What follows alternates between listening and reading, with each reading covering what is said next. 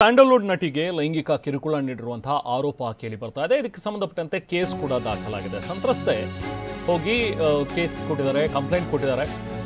ನನಗೆ ಲೈಂಗಿಕ ದೌರ್ಜನ್ಯ ಎಸಗಿದ್ದಾರೆ ಅಂತೇಳಿ ನನ್ನ ಅರಿವಿಗೆ ಬರದಂತೆ ಕೆಲವೊಂದಷ್ಟು ಫೋಟೋಗಳನ್ನು ತಕ್ಕೊಂಡಿದ್ದಾರೆ ನಂದು ಅಂಥೇಳಿ ಒಬ್ಬ ಕಿರುತೆರೆ ನಟಿ ಆರೋಪವನ್ನು ಮಾಡ್ತಾ ಇದ್ದಾರೆ.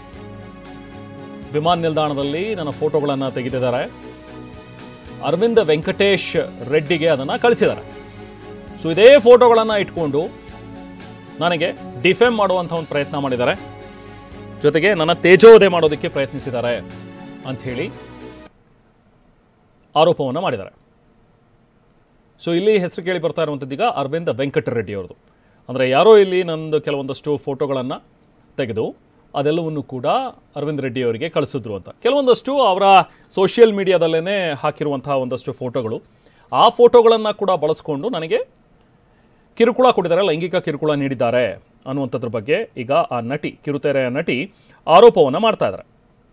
ಇದಕ್ಕೆ ಸಂಬಂಧಪಟ್ಟಂತೆ ಈಗ ಪ್ರಕರಣ ಕೂಡ ದಾಖಲಾಗಿದೆ.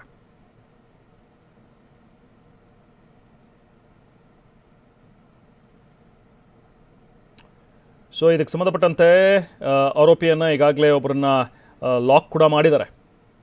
ಈ ಘಟನೆಗೆ ಸಂಬಂಧಪಟ್ಟಂತೆ ಆರ್ ನಗರ ಪೊಲೀಸ್ ಠಾಣೆಯಲ್ಲಿ ಏನು ದೂರು ದಾಖಲಾಗಿತ್ತು. ಅರವಿಂದ ವೆಂಕಟೇಶ ರೆಡ್ಡಿ ಅಂತೇಳಿ ಉದ್ಯಮಿ ಈತ. ಇವರನ್ನು ಕೂಡ ಈಗಾಗಲೇ ಬಂಧಿಸಿದ್ದಾರೆ.